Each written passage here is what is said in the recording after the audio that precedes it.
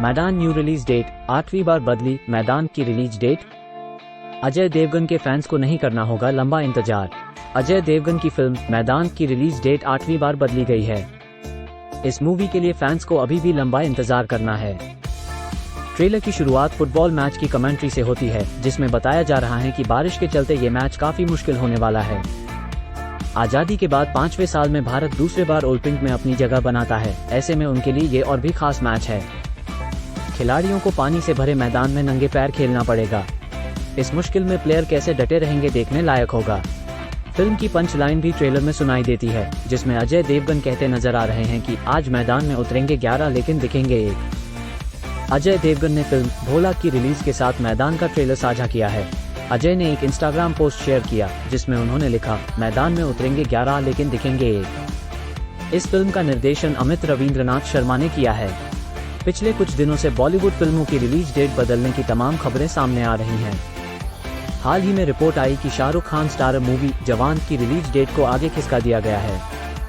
खबरों के अनुसार जवान अब 2 जून के बजाय 29 जून को सिनेमाघरों में दस्तक देगी। हालांकि अब तक इन रिपोर्ट्स पर कोई आधिकारिक घोषणा नहीं की गई है। इसी बीच अजय देवगन की मोस्ट अवेटेड फिल्म मैदान की रिलीज डेट बदलने की भी जानकारी सामने आ रही है। फिर टली मैदान की रिलीज डेट। अजय देवगन की फिल्म मैदान को लेकर दावा किया जा रहा है कि इसकी रिलीज डेट को सितंबर महीने तक के लिए टाल दिया गया है। एक रिपोर्ट के अनुसार अजय देवगन की फिल्म 23 जून को रिलीज होने वाली थी, लेकिन अब निर्माताओं ने फिल्म को गुरुवार 7 सितंबर को बड़े पर्दे पर उतारने का फैसला किया है। फिल्म की रिलीज डेट किस कारण से आगे खिसकाई जा रही है, इसका खुलासा अब तक नहीं हो सका है। नई रिलीज को लेकर रिपोर्ट। एक मीडिया रिपोर्ट की माने तो शायद 7 सितंबर एक बेहतर तारीख है। उस दिन जन्माष्टमी पड़ेगी और फिल्म को 4 दिन के वीकेंड का फायदा मिलेगा। अगर ये 23 जून को रिलीज होती है, इसकी टक्कर आदिपुरुष के साथ होगी, जो कि 16 जून को सिनेमाघरों में दस्तक दे रही है। इसलिए मैदान के निर्माताओं ने नई रिलीज डेट पर विचार करना शुरू कर दिया है। इसके बाद 28 सितंबर को प्रभास रिलीज होगी, जिससे इसका कुछ खास टकराव नहीं होगा, क्योंकि तारीख में लंबा अंतर है। मैदान की कहानी स्टार कास्ट। अजय देवगन की फिल्म मैदान की रिलीज डेट कई दफा बदली जा चुकी है। इसे साल 2020 से लेकर अब तक टाला जा रहा है। मैदान में अजय देवगन के अलावा प्रियामणि और गजराज राव जैसे सितारे भी मुख्य भूमिका में हैं। अमित शर्मा के डायरेक्शन में बनी यह मूवी वर्ष 1952 और 1962 के बीच भारतीय फुटबॉल के स्वर्ण युग पर आधारित है। बोनी कपूर और जी स्टूडियोज के जरिए निर्मित मैदान में अजय देवगन एक कुशल भारतीय कोच सैयद अब्दुल रहीम की भूमिका में नजर आने वाले हैं। मैदान का बजट। दोस्तों, मैदान मूवी का बजट 100 करोड़ भारतीय रुपए है। इस मूवी में हमें बहुत ही बेहतरीन 1952 से 1965 तक का सीन देखने को मिलेगा। इस मूवी में हमें एक महान फुटबॉलर और फुटबॉल कोच सैयद अब्दुल रहीम जी की कहानी देखने को मिलेगी। इस मूवी में काम करने के लिए अजय देवगन ने 50 करोड़ रुपए का फीस लिया है। सैयद अब्दुल रहीम फुटबॉल कोच, जिसकी सच्ची कहानी ने मैदान को प्रेरित किया। दैनिक जीवन की हलचल ने यह विश्वास करना कठिन बना दिया है कि हम लगभग 2023 के मध्य में हैं। लेकिन एक अच्छी खबर यह है कि कुछ बेहतरीन हिंदी फिल्में इस साल सिनेमाघरों में उतरेंगी आने वाले महीनों में। मैदान उनमें से एक है। आगामी फिल्म में अजय देवगन एक फुटबॉल कोच के रूप में हैं। ये सैयद अब्दुल रहीम की सच्ची कहानी पर आधारित है। क्या मैदान एक सच्ची कहानी पर आधारित है? फिल्म महान भारतीय फुटबॉल कोच सैयद अब्दुल रहीम की सच्ची कहानी पर आधारित एक जीवनी पर आधारित नाटक है। इसमें दिखाया गया है कि कैसे उन्होंने भारतीय टीम को अंतर्राष्ट्रीय प्रतियोगिता में जीत दिलाई, जब संसाधन और पैसा सीमित था। उनके मार्गदर्शन में भारतीय फुटबॉल टीम ने बनाया 1952 से 1962 तक का इतिहास और कुछ सबसे अधिक प्रतिस्पर्धी अंतर्राष्ट्रीय मैचों में स्वर्ण पदक जीते। अद्भुत अजय देवगन द्वारा यह निश्चित रूप से गेम चेंजर बनने जा रहा है। कौन है सैयद अब्दुल रहीम? मैदान एक भूले हुए फुटबॉल कोच सैयद अब्दुल रहीम की कहानी का अनुसरण करता है। हम उन्हें एक गहरे और गहन कोच के रूप में देखते हैं, जो किसी भी बाधा को टीम को अच्छा प्रदर्शन करने से नहीं रोकेंगे और भारतीय फुटबॉल टीम को विभिन्न राष्ट्रीय और अंतर्राष्ट्रीय मैचों में जीत दिलाएंगे। आइए हम असली सैयद अब्दुल रहीम को डिकोड करते हैं, जिन्हें आधुनिक भारतीय फुटबॉल का निर्माता भी माना जाता है। सैयद अब्दुल रहीम एक फुटबॉल खिलाड़ी थे जो भारत के सबसे महान फुटबॉल कोच बने। उनका जन्म 17 अगस्त 1909 को हैदराबाद में हुआ था और उन्होंने एक स्कूल शिक्षक के रूप में अपना करियर शुरू किया। बाद में उन्होंने शारीरिक शिक्षा में डिप्लोमा लिया और खेल गतिविधियों का प्रभार संभाला। उसके बाद उन्होंने पढ़ाना छोड़ दिया और हैदराबाद में कमल क्लब के लिए पेशेवर रूप से फुटबॉल खेलना शुरू कर दिया। 1943 में वे फुटबॉल टीमों के प्रबंधन की ओर बढ़ गए। उन्हें हैदराबाद फुटबॉल एसोसिएशन और बाद में आंध्र प्रदेश फुटबॉल के सचिव के रूप में चुना गया। एसोसिएशन। उन्होंने जुड़वां शहरों में खेल के लिए एक मजबूत बुनियादी ढांचे के निर्माण में महत्वपूर्ण भूमिका निभाई। उसके बाद वो हैदराबाद सिटी पुलिस FC में शामिल हो गए। उन्होंने 1950 में भारतीय फुटबॉल टीम का प्रबंधन और कोचिंग शुरू किया। Hyderabad city police FC team के साथ उनके शिक्षण करियर और अनुभव ने उन्हें सीमित संसाधनों के साथ कोच टीमों का लाभ दिया, रणनीति का उपयोग करते हुए और अनुशासन से चिपके रहे।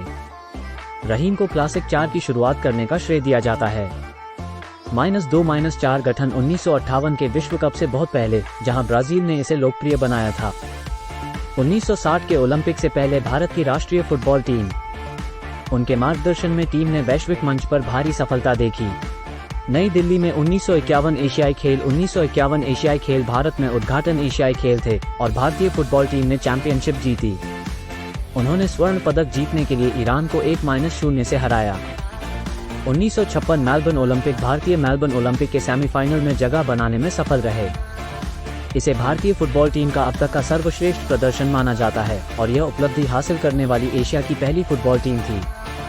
1960 के ग्रीष्मकालीन ओलंपिक में रोम भारतीय फुटबॉल टीम ने 1960 में रोम ग्रीष्मकालीन ओलंपिक में जगह बनाई।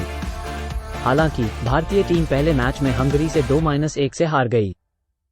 फ्रांस के साथ अगला गेम 1958 फीफा विश्व कप सेमीफाइनलिस्ट सबसे अधिक में से एक था। भारतीय फुटबॉल के इतिहास में यादगार खेल जहां इसने 71वें मिनट में बढ़त बना ली थी। हालांकि फ्रांस की ओर से देर से बराबरी करने के कारण मैच बराबरी पर छूटा। इसे टीम के सबसे रोमांचक प्रदर्शनों में से एक माना जाता है। 1960 के रोम ओलंपिक में इस दिन ब्लू टाइगर्स बाग का चेहरा ने फ्रांस के खिलाफ ड्रॉ खेला था। Reason letter F reason letter R। यह महान PK बैनर्जी थे जिन्होंने उस खेल में Bharat reason letter I reason letter N के लिए नेट निकाला था। जकार्ता में 1962 एशियाई खेलों में भारत ने फाइनल में दक्षिण कोरिया को हराकर स्वर्ण पदक जीता। कोच के रूप में यह उनका आखिरी सबसे सफल मैच था। सोना जीतो। विरासत। उन्होंने कोच के रूप में अपने कार्यकाल के दौरान भारतीय खिलाड़ियों का पोषण किया। बीगोन युग के कुछ प्रसिद्ध खिलाड़ी जिन्हें उन्होंने प्रशिक्षित किया उनमें निखिल नंदी, कैस्टोपाल, पीटर थंगराज, चुन्नी गोस्वामी, तुलसीदास बलराम, शेख अब्दुल लतीफ, हुसैन अहमद, अमल दत्ता शामिल हैं। दूसरों के बीच।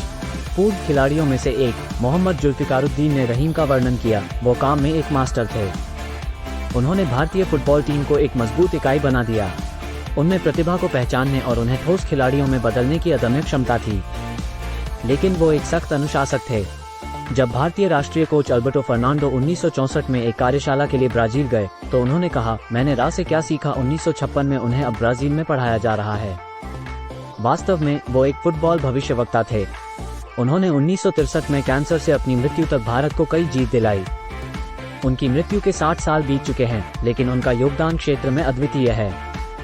भारतीय फुटबॉल उस सफलता को जारी नहीं रख सका जो उसने रहीम साहब के नेतृत्व में देखी थी।